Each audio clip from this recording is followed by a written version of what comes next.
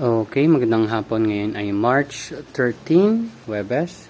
So, mapansin nyo, may binili akong bagong apat na styro box galing kay Cedric De Tomas sa Facebook. Pwede nyo siyang kontakin. So, sa Rizal siya. Dito ako sa Caloocan. So, nagpa-deliver lang tayo via Lala Move yata niya yung binook. So, mga 11:30 na binook. Mga 1:30 na yata dumating or 2, something like that. Pero ayan. So, nanumberan natin yan since may 20 boxes na tayo. Ito ngayon, ninumberan ko ng 21. Para hindi na rin mag-mix yung mga takip ko doon. So, ayan. So, bubutasan ko yan. Magbubutas tayo para sa cucumber natin. So, pakita ko lang sa inyo ating indoor nursery. So, indoor nursery natin, taninim natin nung March 7. So, ito ay Olmeti. Tapos meron tayo dito ay Scamander. Tapos yung sa dulo ay Estrosa. Yan, Estrosa. Tapos ito naman, yung Jackson 27 natin na tinanim natin noong March 1. Yan.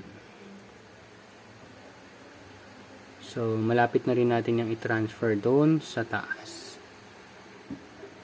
Kaya, nire-ready ko na yung box nila. So, bubutasan ko yan. Gagamit ulit tayo ng soldering iron. Hindi ko pa sure kung kakayanin niya nung box na ano, yung kung ano man pang butas nila nun sa video. Pero kung ginagamit ko kasi soldering iron na mahaba yung dulo. Pakita ko lang sa inyo. Okay, so ito yung ginagamit ko para butasin siya hanggang sa dulo. Ayan, wait lang. Ayan. So hanggang sa dulo. So 1 inch yung butas na yan. Tapos, ito naman, ginagamit ko para, ito kasi square yung tube, yung butas eh. Para, yan o. Para tunawin ko lang yung gilid. Hindi ko lang alam kung anong best way para gawin yan eh. Pero, tinutunan ko yung gilid.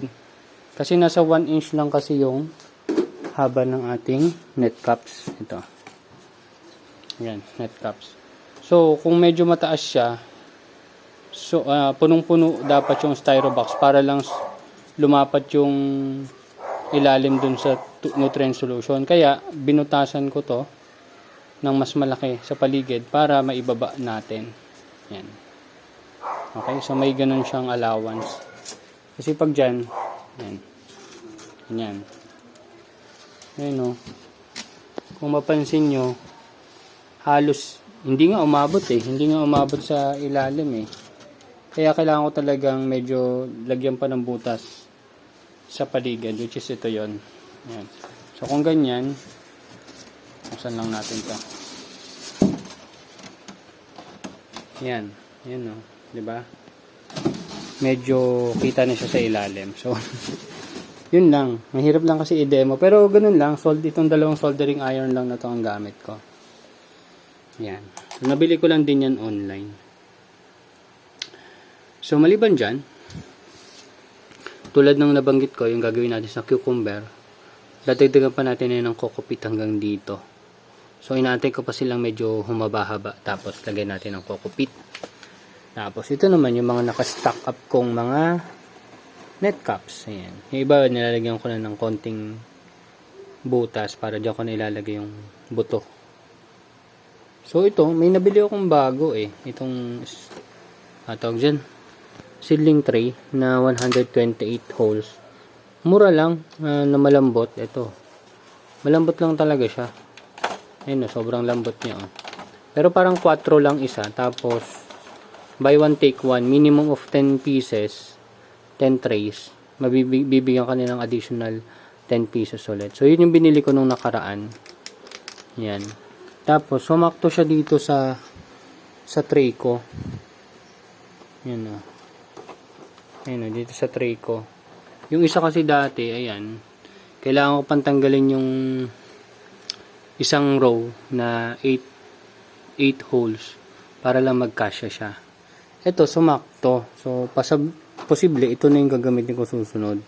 Kasi 128 holes to eh.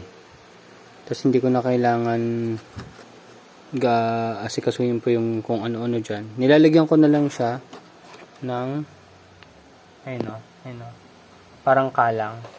Kasi pag walang kalang dyan, or support sa ilalim, masyadong lumulundo or masyadong lumulubog yung mga net caps. Ayun.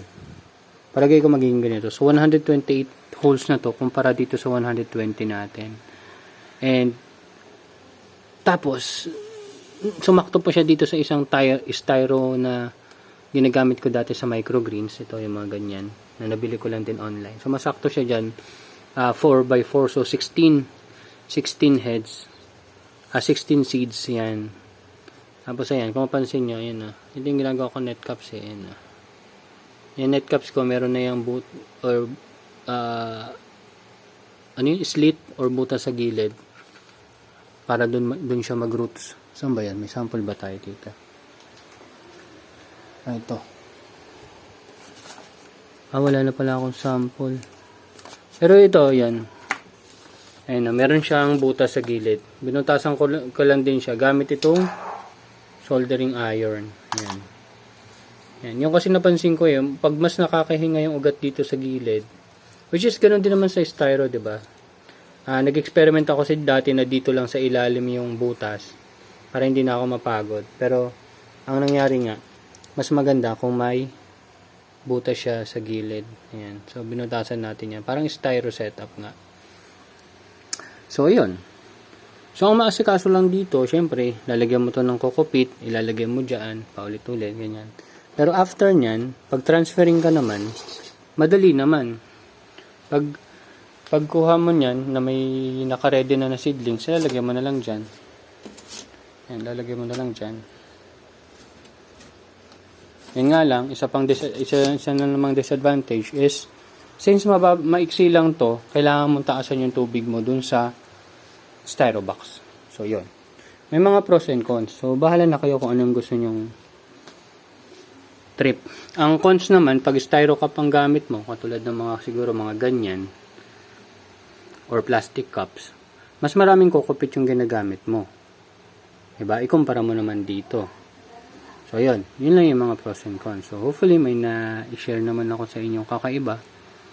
Although, yun na rin naman binabanggit ko dati. Yun lang. See you next time. Bye-bye.